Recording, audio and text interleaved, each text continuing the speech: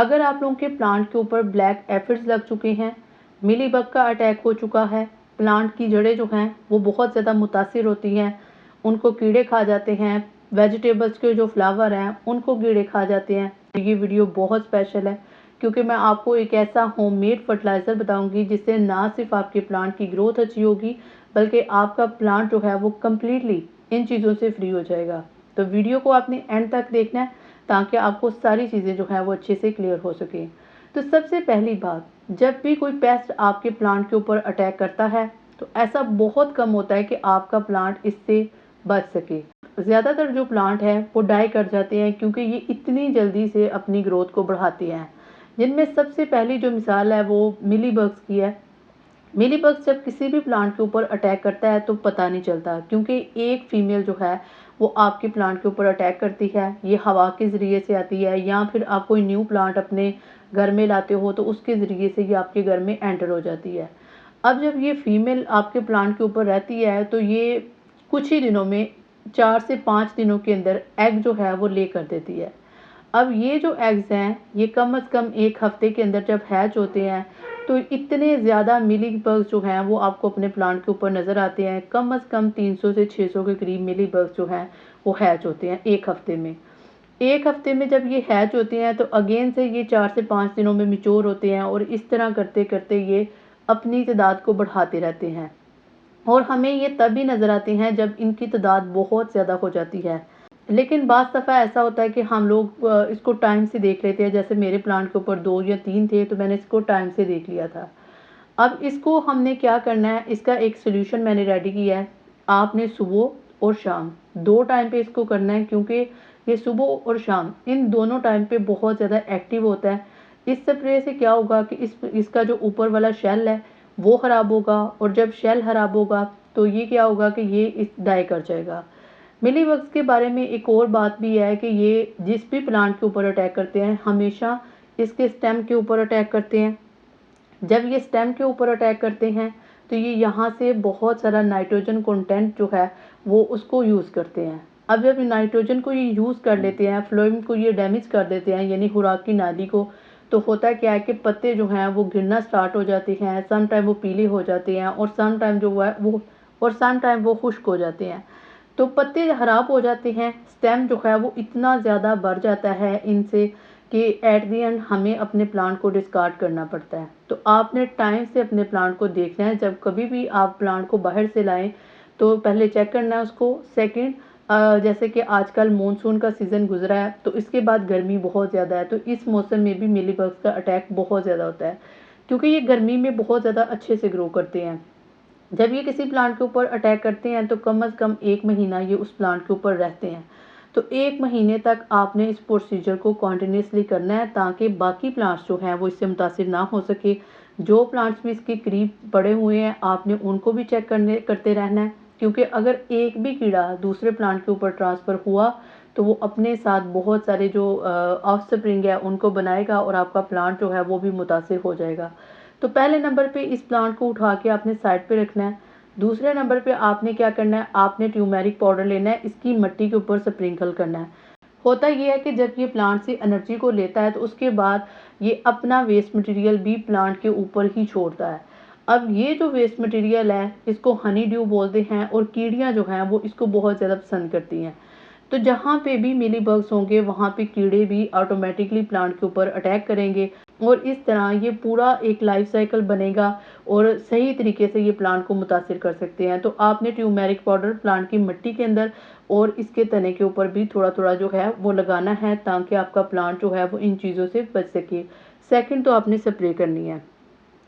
अच्छा, इसके बाद ना हमारे प्लांट के ऊपर अक्सर, जैसे कि आजकल मैंने आपको बताया कि मानसून के बाद का जो मौसम होता है ये एक बेस्ट मौसम होता है। इसमें मच्छर और बहुत सारे जो कीड़े होते हैं वो अपना एग्स जो हैं वो ले करते हैं।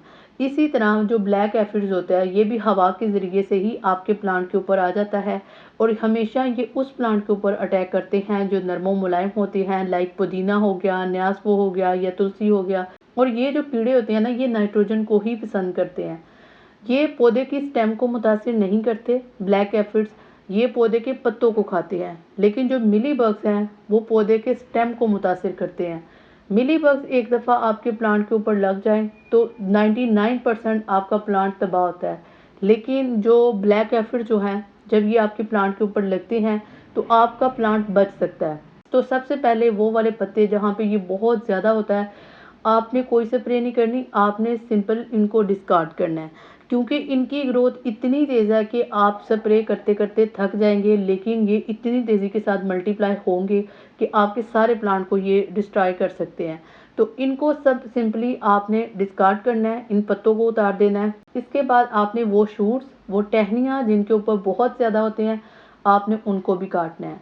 और जितनी भी चीज़ों को आपने काटना है, आपने प्लांट की मिट्टी से इनको हटाना है। अगर नहीं हटाएँगे तो ये प्लांट की मिट्टी के अंदर जाएँगे। ब्लैक एफिड्स और मिलीबग में एक फ़र्क ये भी है कि जो मिलीबग्स होते हैं वो पत्तों के ऊपर एग्स ले करते हैं, और जो ब्लैक एफिड्स होते हैं ये प्लांट की मिट्टी के अंदर जो है वो एग ले करते हैं। अक्सर जब प्लांट को फंगस का इशू होता है या वहाँ पे पानी का अच्छा सोर्स होता है, तो यहाँ पे वो अपने एग्स को ले करते हैं और फिर वो पत्तों के ऊपर जाते हैं।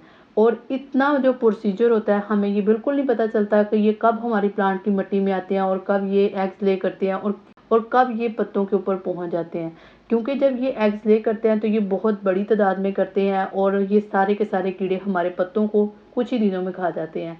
मिलीबग्स को तो हमने कंट्रोल कर लिया, लेकिन चूंकि ब्लैक एफिड्स जो है वो हमें पता नहीं चला। ज़ाहिर सी बात है, उसने मिट्टी के अंदर एग्स ले किए थे और इनको देखना थोड़ा सा डिफ़िकल्ट है एज़ कम्पेयर टू मिलीबग्स के।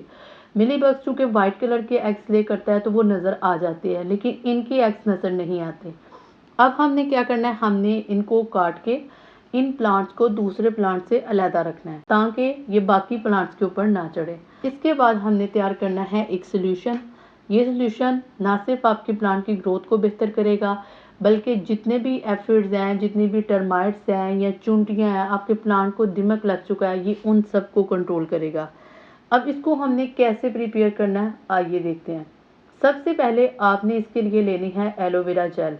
एलोवेरा जेल चूँकि नाइट्रोजन सोर्स है, ये आपके प्लांट को एनर्जी प्रोवाइड करेगा, प्रोटीन फराहम करेगा। और सेकंड इम्पोर्टेंट काम जो ये करेगा वो ये करेगा कि इसके अंदर जो इसके जो ऊपर वाली जिल्द होती है, उसके अंदर नेचुरली कुछ टॉक्सिन्स होते हैं जो क्या करते हैं, जो इन छोटे मोटे कीड़ों को मारते हैं। आपने अक्सर देखा होगा कि एलोवेरा प्लांट के ऊपर कभी कोई कीड़ा नहीं लगता। सेकंड चीज़ जो आपने लेनी है वो आपने ट्यूमेरिक पाउडर लेना है। ट्यूमेरिक पाउडर आपको पता है ये हर वो चीज़, हर वो कीड़ा जो आपके प्लांट के ऊपर अटैक करता है, ये उन सब के लिए बहुत बेस्ट होता है। एंड थर्ड चीज़ जो आपने लेनी है वो आपने गार्लिक लेना है। गार्लिक के आप चाहे छिलके इस्तेमाल कर लें, चाहे आप इनको वैसे इस्तेमाल कर लें। इनके अंदर भी नेचुरली एक ऐसी स्मेल होती है जो ना सिर्फ एफिड्स को बुरी लगती है, बल्कि मिलीबग्स को भी नहीं पसंद और कीड़ों को भी नहीं पसंद। आपने इन सब चीज़ों को मशीन के अंदर डालना है और 1 ग्लास पानी लेना है, ठीक है? इसको ज़्यादा पतला नहीं करना, जितना ज़्यादा आप पतला करेंगे तो फिर उसका फ़ायदा जो है वो कम मिलेगा प्लांट को।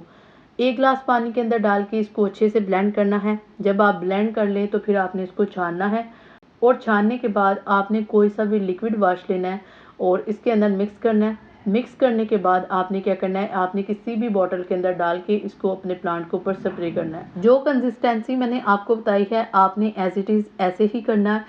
इसके बाद आपने हर वो प्लांट जिसके ऊपर कीड़े अभी लगे हैं या वो ख़त्म हो चुके हैं या अभी वो अटैक करने वाले हैं, एग्स ले कर चुके हैं, आपने हर जगह पे इसको स्प्रे करना है। जो एफिड्स हैं उनकी मिट्टी के अंदर भी स्प्रे करना है और मिलीबग्स को आपने अच्छे से इसके स्प्रे करना है। और कोशिश करें कि अपने प्लांट्स को वॉश कर लें, अगर हो सके तो इसको वॉश करें। वॉश करने के बाद आपने सुबह के टाइम और शाम के टाइम इसको रेगुलरली करना है। कीड़ों को आपने चेक करते रहना है कि इनकी तादाद कम हुई है कि नहीं। अगर वो बढ़ रही है तो उनकी प्रूनिंग कर दें प्लांट्स की, अगर वो कम हो रही है तो फिर आप इस स्प्रे को करते रहें। इससे आपके प्लांट जो है वो सेफ हो जाएंगे, ठीक है? तो ये मेरी आज की वीडियो थी।